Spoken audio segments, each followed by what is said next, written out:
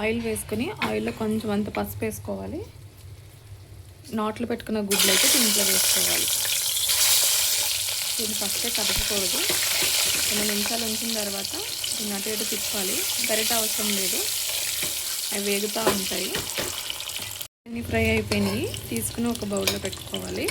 ఇలా gold colour వచ్చే వరకు ఎగ్స్ వేయించుకోవాలి. చూసారు కదా, ఎగ్స్ అన్ని ఎలా ఫ్రై చేసుకున్నామో ఇలానే ఫ్రై చేసుకోవాలి. ఇప్పుడు ఈ మిగిలిన ఆయిల్లో ఉల్లిపాయలు వేసుకొని ఫ్రై చేసుకుందాం. ఉల్లిపాయలు మంచి కలర్ వచ్చే వరకు ఫ్రై చేసుకోవాలండి. ఉల్లిపాయలు మగ్గిని దీంట్లో ఒక 2 పచ్చిమిరపకాయలు వేసుకుందాం.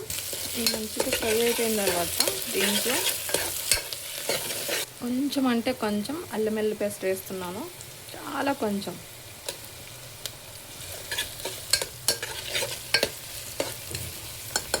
దీని తర్వాత ఒక 2 టమాటాలు అయితే దీంట్లో కొంచెం కచ్చాపచ్చగా గ్రైండ్ చేసి వేస్తున్నాను.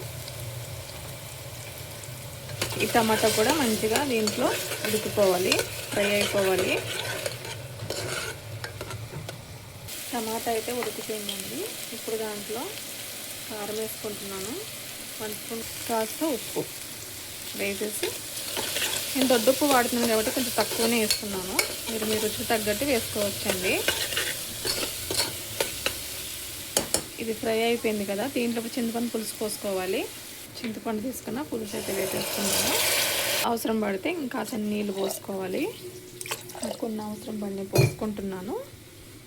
తర్వాత ఇదంతా మిక్స్ చేసేసుకొని ఇప్పుడు దీంట్లో గుడ్లు అయితే వేసేసుకుందాం.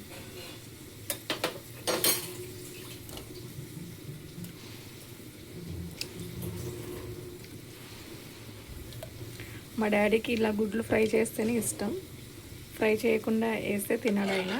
అందుకే ఈరోజు మా డాడీ కోసం ఎగ్ పులుసు చేస్తున్నాను అన్నమాట. ఇప్పుడు దీనిపైన మూత పెట్టేసుకుందాం. ఒక 5 మినిట్స్ ఉడకాలి మంచిగా.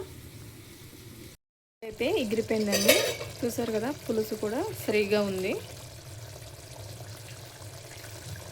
ఇప్పుడు దీన్ని దింపేసుకోవచ్చు.